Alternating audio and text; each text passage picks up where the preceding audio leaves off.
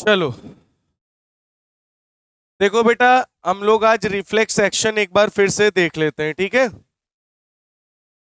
Reflex action कल फिलहाल हमने आपको पढ़ा दिया था, लेकिन एक बार आज हम फिर से रिफ्लेक्स एक्शन के बारे में जान लेते हैं। पहली चीज, रिफ्लेक्स एक्शन होता क्या है। रिफ्लेक्स एक्शन बेटा एक सडन एक्शन है। सडन मतलब एक रैपिड एक्शन है, ऑटोमेटिक एक्शन है जो कि हम लोग करते हैं। जैसे कि मैंने आपको बताया था, जैसे यहाँ पे हम खड़े हुए हैं, गरम गरम प्लेट रखी हुई है, हमने देखा नहीं और गलती से उस पर हाथ मेरा चला गया। अब जैसे ही हाथ रखेंगे उस गरम प्लेट पे तो मुझे हीट महसूस होगी, तो मेरा दिमाग दिमाग को सोचने की जरूरत ही नहीं होगी, अपने आप मेरा हाथ हट जाएगा। मतलब मुझे सोचने की जरूरत ही नहीं कि मुझे हाथ हटाना भी है, अपने आप दिमाग क्या करेगा, मतलब अपने आप हाथ क्या होगा, उठ जाएगा, है ना। उसे क्या कहोगे, रिफ्लेक्स एक्शन। क्या बोलोगे, रिफ्लेक्स एक्शन बोलोगे, है ना। जैसे कि आपको कभी भी कोई ऐसे करके मुक्का मारता है तो आप क्या करते हो, तुरंत आंखें झपका के अपना सिर पीछे ले जाते हो। तो क्या सोचते हो क्या कि वो मुक्का मार रहा है, अब मुझे आंखें बंद करनी है, मुझे सर पीछे ले जाना है, ऐसा सोचते हो क्या। नहीं ना, ये चीज अपने आप ऐसे होती है। होती है नहीं होती, होती है ना, अपने आप होती है। ये चीज हम सोचते नहीं है। अब मुक्का सडनली कहीं से भी आ सकता है ना। अब चाहे इधर से आ जाए चाहे उधर से आ जाए। ये देखो, देखा, ये देखो, देखा, ये क्या है, ये सडन एक्शन है। क्या है ये, सडन एक्शन। अब सडनली हमारे पास ऐसे मुक्का आ रहा, तो हम अपने आप हो जाएगा। ये रैपिड एक्शन, ऑटोमेटिक, हमारे शरीर के में ये जो एक्शन कंट्रोल करता है, कौन कंट्रोल करता है बताओ। ये कंट्रोल करता है स्पाइनल कॉर्ड, ये ब्रेन नहीं कंट्रोल करता। अब आपसे पेपर में 1 मार्क्स का क्वेश्चन पूछा जाता है, हमारे एक्शंस को कौन कंट्रोल करता है, रिफ्लेक्स एक्शंस को। ब्रेन नहीं बोलना, स्पाइनल कॉर्ड बोलना। क्या बोलना है, स्पाइनल कॉर्ड कंट्रोल करता है हमारे रैपिड रिस्पांस या ऑटोमेटिक रिस्पांस को। समझ में आ गया, कल यहां तक की बात हो गई थी, ठीक है। तो बेटा अगर मैं आपको बताऊं, तो बेटा जो स्टिमुलस होता है, क्या होता है स्टिमुलस। स्टिमुलस के बारे में मैंने आपको कल बताया था, क्या होता है बोलो। क्या स्टिमुलस के बारे में मैंने बताया है, कई बार बता दिया है। स्टिमुलस वो होता है जिसकी वजह से हम रिस्पॉन्स करते हैं। लाइट की वजह से रिस्पॉन्स कर रहे हैं, लाइट स्टिमुलस है ना। पंच की वजह से रिस्पॉन्स कर रहे हैं, पंच स्टिमुलस है ना। टेस्ट की वजह से रिस्पॉन्स कर रहे हैं। अब जैसे तुमने देखा होगा, जैसे कोई नींबू खाता है, ऐसे करके मुंह बनाता है, बनाता है। क्या तुम सोचते हो दिमाग से कि अब नींबू खाया, अब ऐसे मुंह बनाऊंगा मैं, सोचते हो क्या, नहीं ना। जैसे नींबू खाते हो अपने आप मुंह बन जाता है। तो ये कैसा एक्शन है, रिफ्लेक्स एक्शन है। ये अपने आप रिस्पॉन्स कर रहे हो, किसकी वजह से, टेस्ट की वजह से। तो वो क्या है, स्टिमुलस है। नींबू का रस क्या है, स्टिमुलस। और वो रिसीव कौन करता है उस इंफॉर्मेशन को, टंग।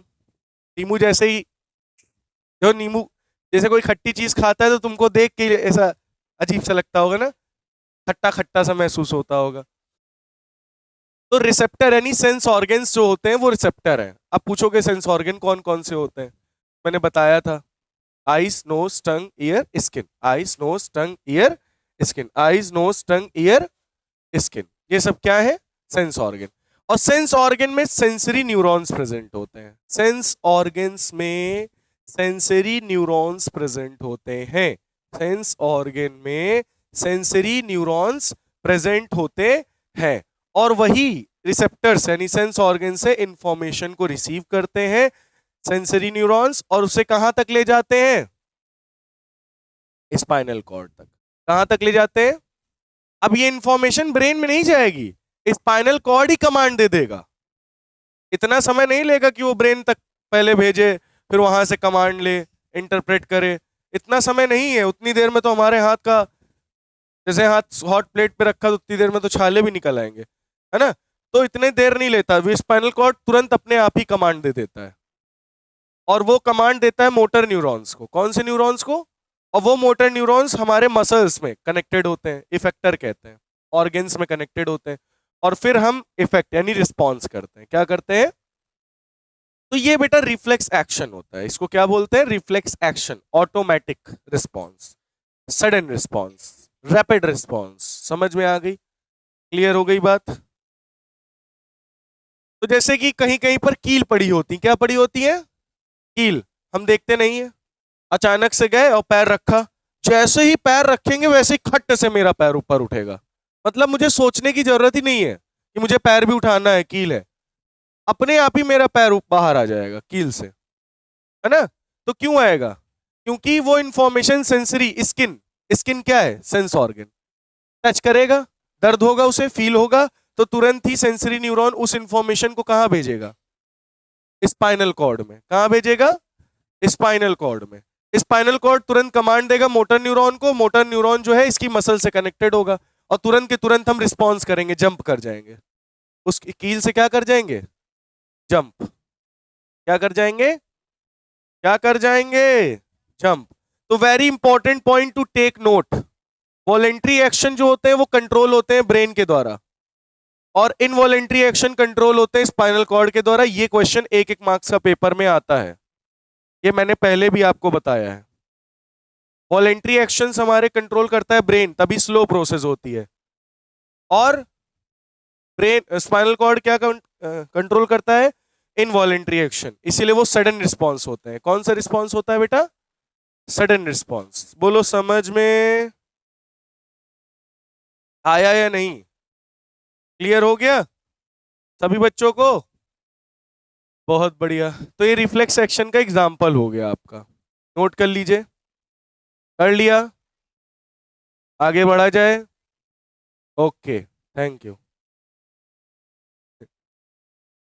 नोट करो भाई। चलो आगे बढ़े, रख दो भी। चलो तो नेक्स्ट हम लोग नेक्स्ट स्लाइड पर चलते हैं। अब हम लोग बैठेंगे देखेंगे रिफ्लेक्स आर्क, जो कि 1 मार्क्स का इसका पूरा पाथ पूछा जाता है आपसे। क्या पूछा जाता है? पाथ। आपको करेक्ट ऑर्डर में पाथ बताना होता है। क्या बताना होता है? पाथ। तो सबसे पहले स्टिमुलस होता है, स्टिमुलस इंफॉर्मेशन देता है, कौन रिसीव करता है? Sense organ, sensory neuron. Sensory sense organ में सेंसरी न्यूरॉन होते हैं, वो इंफॉर्मेशन को रिसीव करते हैं, वो स्पाइनल कॉर्ड को इंफॉर्मेशन भेजते हैं, स्पाइनल कॉर्ड से रिले न्यूरॉन में जाता है, यानी स्पाइनल कॉर्ड में रिले न्यूरॉन होते हैं ना, रिले न्यूरॉन से कहां जाएगा? मसल सेल्स में, effector, motor neuron. Relay neuron बेटा इंटरमीडिएट न्यूरॉन है। हाँ, रिले न्यूरॉन जो होते हैं सेंसरी और मोटर को कनेक्ट करके रखते हैं। तो यहाँ पे एक और लिख लेना, मोटर। क्या लिखोगे? Motor neuron. ठीक है, तो रिले न्यूरॉन से मोटर न्यूरॉन, और मोटर न्यूरॉन कहाँ पे जाके कनेक्ट होंगे? मसल सेल्स में, ऑर्गन्स में। कहाँ कनेक्ट होंगे? ऑर्गन्स में। और वो ऑर्गन्स क्या करेंगे? फिर रिस्पॉन्स करेंगे। तो ये है बेटा पूरा पाथ।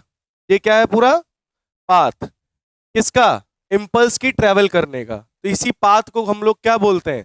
Reflex arc. क्या बोलते हैं? Reflex arc. बोलो समझ में आ गया या नहीं? क्लियर हो गया? नोट कर लो।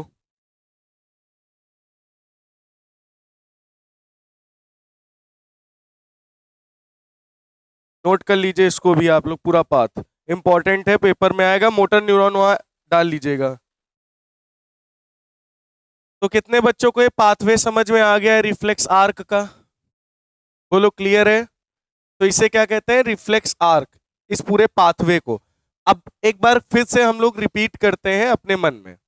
स्टिमुलस क्या करेगा? इंफॉर्मेशन देगा, सेंस ऑर्गन के पास जाएगा, सेंस ऑर्गन में क्या प्रेजेंट होते हैं? सेंसरी न्यूरॉन, वो इंफॉर्मेशन को रिसीव करेंगे डेंड्राइट्स यानी न्यूरॉन्स की, और वो इंफॉर्मेशन लेके कहाँ जाएगा?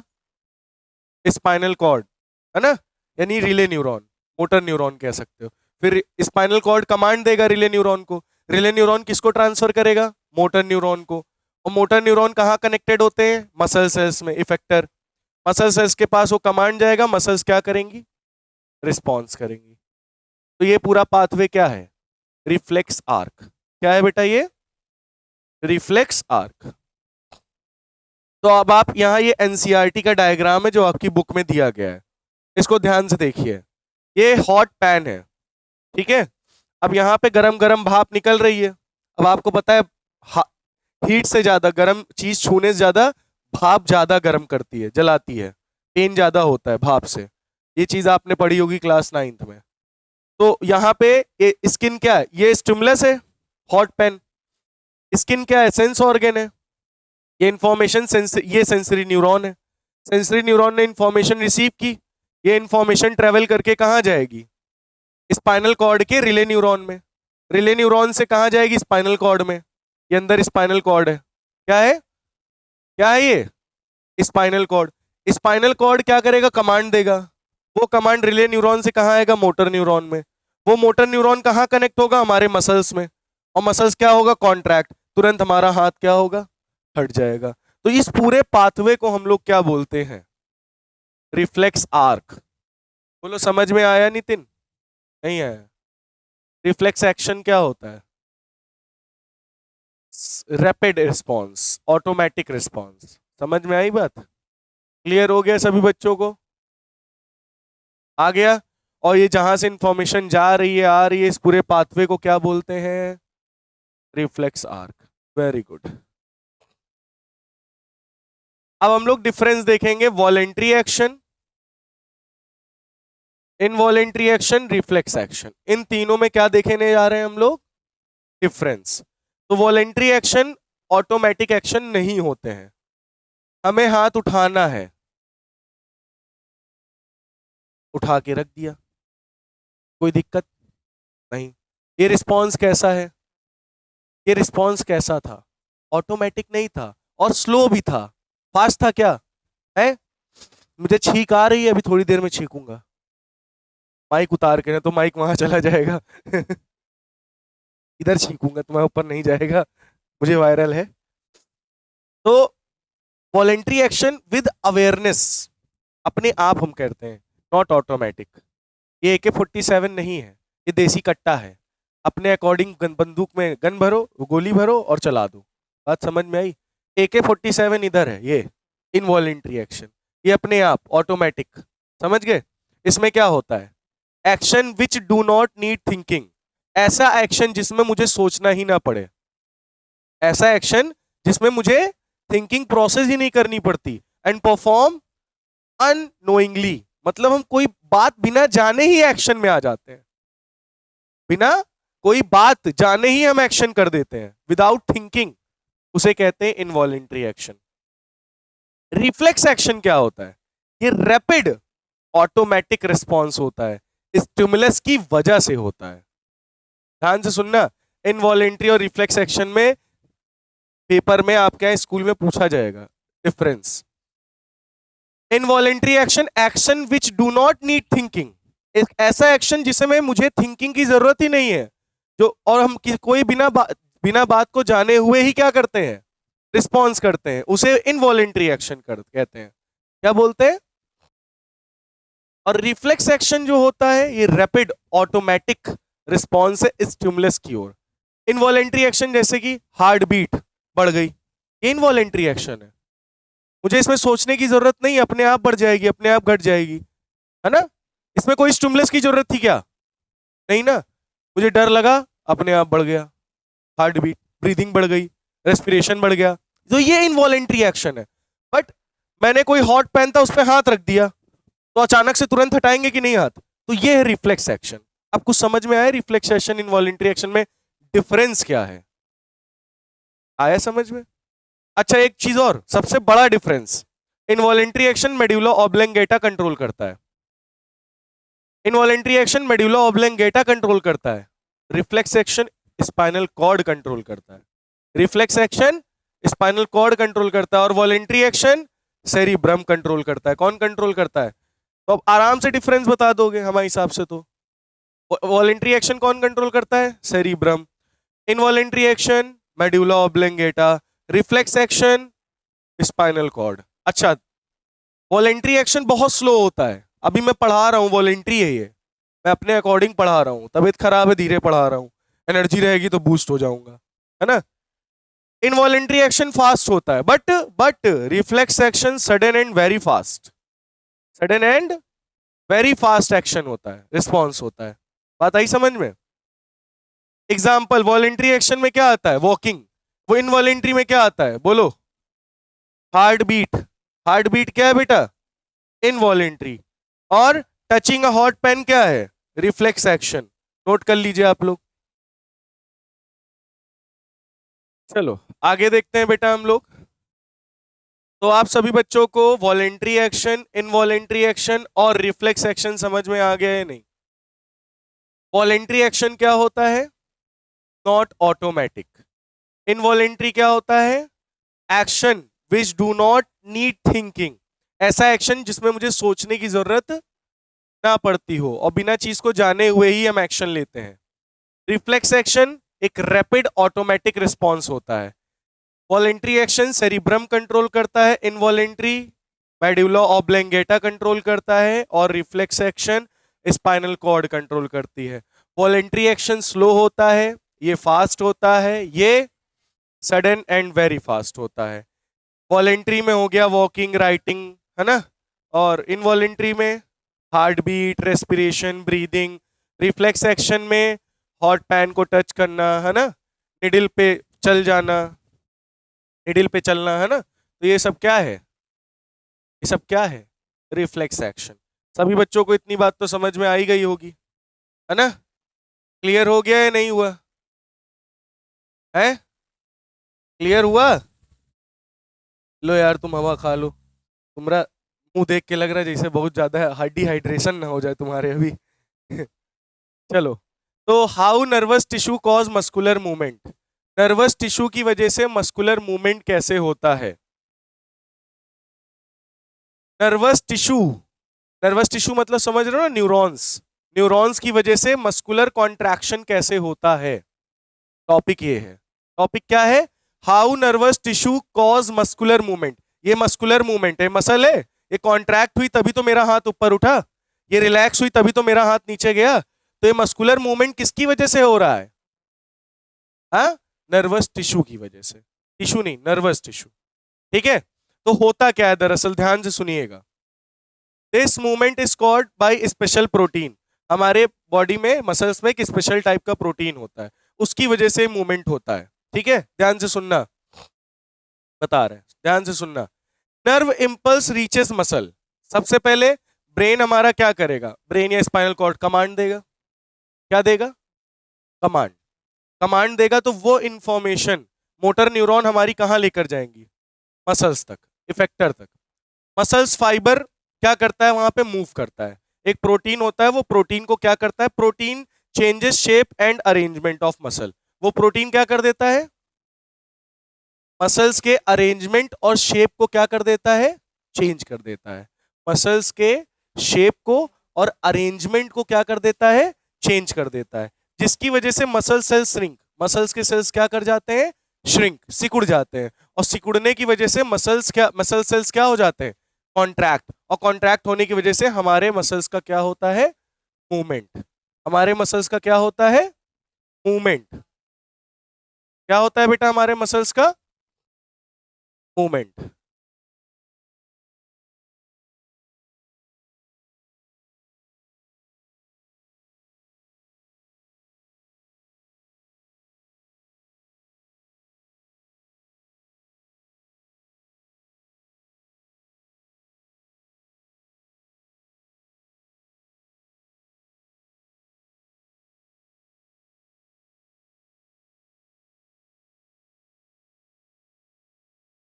ठीक है, ये हमारी मसल्स हैं।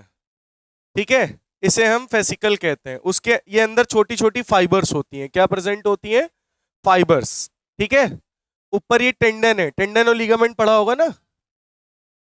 तो ये आपकी मसल्स हैं, इनके अंदर भी छोटी छोटी क्या होती हैं? फाइबर्स होती हैं। क्या होती हैं? फाइबर्स। ठीक है, टेंडन वो होता है जो कि मसल्स को बोन से कनेक्ट करता है, और लिगामेंट बोन को बोन से कनेक्ट करता है। ठीक है, तो ये देखो यहाँ पे बंडल ऑफ मसल फाइबर्स के खूब सारे बंडल्स प्रेजेंट होते हैं। क्या प्रेजेंट होते हैं? एक बंडल के अंदर दूसरे बंडल, दूसरे बंडल के अंदर तीसरे बंडल्स। समझे? तो मतलब बंडल्स के अंदर बंडल्स के अंदर बंडल्स। इनका अगर डायमीटर देखा जाए तो 0.001 मिलीमीटर का होता है डायमीटर। ठीक है, और इसमें स्पेशल टाइप का प्रोटीन पाया जाता है। जब वो इंफॉर्मेशन आती है तो वो मसल्स को क्या कर देती है? क्या कर देती है? कॉन्ट्रैक्ट। क्या कर देती है? कॉन्ट्रैक्ट कर देती है। ठीक है, बात समझ में आई? तो बताओ, अब यहां पे क्वेश्चन ये अराइज होता है, कौन सा प्रोटीन होता है, कौन से टाइप का प्रोटीन यहां पाया जाता है? तो प्रोटीन पाया जाता है मायोकाइंस। कौन सा? मायोकाइंस। इसको कैसे याद करेंगे? गोलमाल मूवी देखी है? तो उसमें गूंगा रहता है, गूंगा गूंगा। हाँ। छोड़ो, इसको याद कर लो, मायोकाइंस। बताएंगे तो हंसोगे, कुछ लोग को समझ में आ गया होगा जिन्होंने मूवी देखी होगी। तो मायोकाइंस क्या है ये? मायोकाइंस। तो एक बार फिर से समझ लो होता क्या है। Nerve impulses reaches muscle. Nerve impulses कहाँ पहुंचती हैं? इंफॉर्मेशन मोटर न्यूरॉन्स के द्वारा मसल्स में। मसल फाइबर्स मूव करते हैं, वहां पे जो प्रोटीन होता है वो अपना शेप और साइज क्या कर देता है मसल्स का? अरेंजमेंट चेंज हो जाता है। Protein changes shape and arrangement. Protein क्या कर देता है? शेप और अरेंजमेंट किसका? मसल्स का चेंज कर देता है। मसल सेल्स श्रिंक हो जाते हैं, और श्रिंक होने की वजह से वो मसल्स क्या हो जाती हैं? कॉन्ट्रैक्ट हो जाती हैं। तो इस तरह से हमारी मसल्स क्या करती हैं? कॉन्ट्रैक्शन और रिलैक्सेशन करती हैं due to impulse. Due to, समझ में आ गया?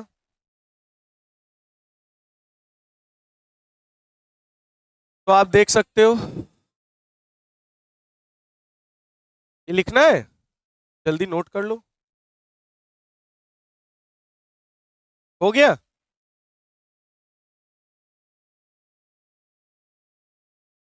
चलो, तो आगे बढ़ते हैं बेटा हम लोग। तो ये देख ही चुके हो, यहाँ पे इंफॉर्मेशन आती है। ये देखो यहाँ पे सिनेप्टिक वेसिकल्स हैं, ठीक है। यहाँ पे केमिकल्स रिलीज होंगे। क्या रिलीज होंगे? क्या रिलीज होंगे बेटा? एसिटिल कोलिन, है ना, न्यूरोट्रांसमीटर केमिकल। जिससे इंफॉर्मेशन मसल्स में जाएगी। मसल्स में मायोकिन्स प्रोटीन होते हैं जो कि मसल्स के शेप और अरेंजमेंट को चेंज कर देंगे, उसको श्रिंक करेंगे मसल्स को, जिसकी वजह से मसल्स क्या हो जाएंगी? कॉन्ट्रैक्ट। और हमारे हाथ का क्या हो जाएगा? मूवमेंट। क्या हो जाएगा हाथों का? मूवमेंट। समझ में आ गई बात? तो यहां तक हम लोगों ने सारी चीजें कवर अप कर ली। आज हम लोग क्या, न्यूरो, यही तो है न्यूरोमस्कुलर जंक्शन। ये ये न्यूरॉन है, ये मसल्स है। न्यूरॉन और मसल्स, न्यूरो सिनेप्टिक नोब और मसल्स के बीच के जंक्शन को कहते हैं न्यूरोमस्कुलर जंक्शन। जंक्शन मतलब एक ऐसी पॉइंट जहां पे कई सारी पटरियां आके मिल रही हो, कई सारे स्टेशंस की पटरियां आके मिल रही हो, उसे जंक्शन कहते हैं। जैसे रायबरेली जंक्शन, है ना, एक ही पटरी है तो कोई मतलब ही नहीं है। कई सारी है तो इसका मतलब है जंक्शन है, यहाँ पे कई जगह की ट्रेनें आ रही हैं। समझ में आई बात? जैसे एक चौराहा क्या है? एक जंक्शन है। इधर की रोड भी मिल रही, इधर की भी रोड मिल रही, इधर की, इधर की, चार चार रोडें मिल रही तो चौराहा, तीन रोडें मिल रही तिराहा, दोराहा, पचाहा, दुसरका, हाँ दुसरका कहते हैं। दो रोड मिल रही दुसरका होता है, एक रोड तो एकरका।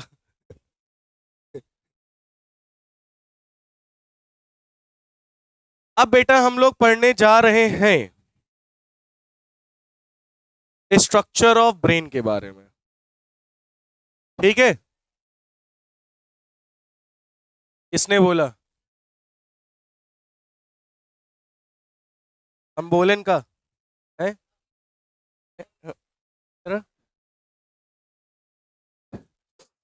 हम जब माइक उतार दे तो समझो class over.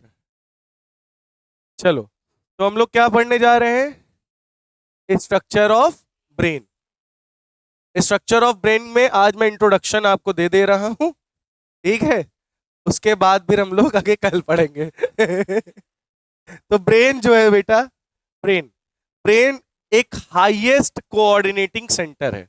Highest coordinating centre है, ठीक है। मतलब हम हमारी पूरी बॉडी में सबसे बड़ा पार्ट जो है, मतलब सबसे ऑर्गेनाइज्ड और सबसे पावरफुल जैसे हम लोग पीसी खरीदते हैं तो पीसी में सबसे मेन चीज क्या होती है? सीपीयू होती है ना।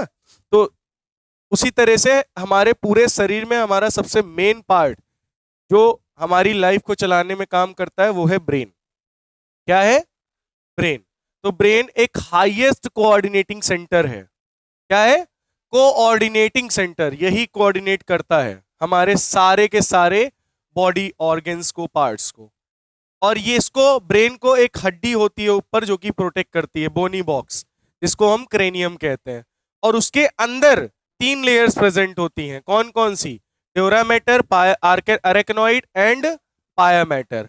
ठीक है, उन तीनों मेम्ब्रेन्स को मिलाकर हम लोग बोलते हैं मेनिंजेस। क्या बोलते हैं?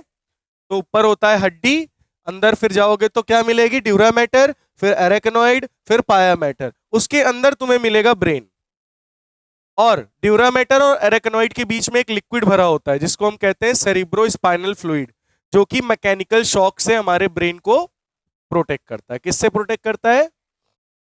मैकेनिकल शॉक से। बात समझ में आ गई? तो कल हम लोग ब्रेन के स्ट्रक्चर के बारे में पढ़ेंगे कि कितने टाइप के ब्रेन होते हैं, कौन कौन सी लोब्स होती हैं। ये आपके यहाँ स्कूल में नहीं पढ़ाया गया होगा। लोब्स, लोब सारी बताई गई हैं, फंक्शन बताए गए हैं सबके? नहीं बताए गए। तो ये सारी चीजें हम लोग कल पढ़ेंगे नेक्स्ट लेक्चर में।